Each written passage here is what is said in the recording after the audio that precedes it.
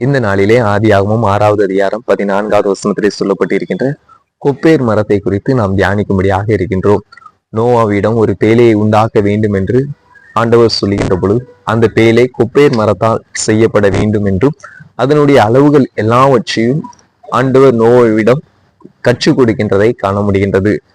அந்த கொப்பேர் மரத்தால் செய்யப்பட்ட பேழை நோவாவையும் நோவாவின் குடும்பத்தையும் ஜலத்திலிருந்து பாதுகாக்கின்றதை காண முடிகின்றது.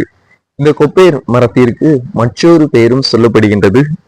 ஓசியாவின் புஸ்தகம் 14வது அதிகாரம் 8வது வசனத்திலே பார்க்கின்ற பொழுது இது தேவதாரு விருட்சம் என்றும் அழைக்கப்படுகின்றது. ஆங்கிலத்திலே நாம் பார்க்கின்ற பொழுது சைப்ரஸ் என்றும் அழைக்கப்படுகின்றது. ஆண்டவர் தன்னை ஒரு பச்சையான தேவதாரு விருட்சம் போல் இருக்கிறேன் என்று ஓசியா 14வது அதிகாரம் 8வது வசனத்திலே சொல்லுகின்றதை காண முடிகின்றது. தன்னை ஒரு பச்சையான தேவதாரு விருட்சம் போல் இருக்கிறேன் என்று இஸ்ரேல் ஜனங்களிடம் சொல்லுகின்றதை காண முடிகின்றது. காரணம் என்ன?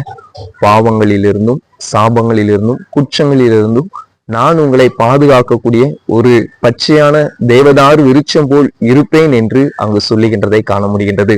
ஆதியாகமத்திலே பார்க்கின்ற பொழுது ஒரு கொப்பேர் மரம் அங்கு நோவாவையும் நோவாவின் குடும்பத்தையும் ஜலத்திலிருந்தும் ஜல பிரயத்திலிருந்தும் பாதுகாக்கின்றது.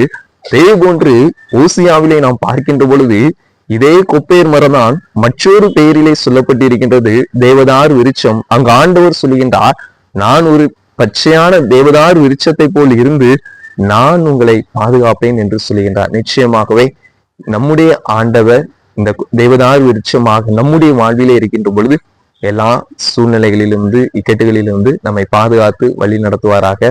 ஆமேன், ஆமேன்.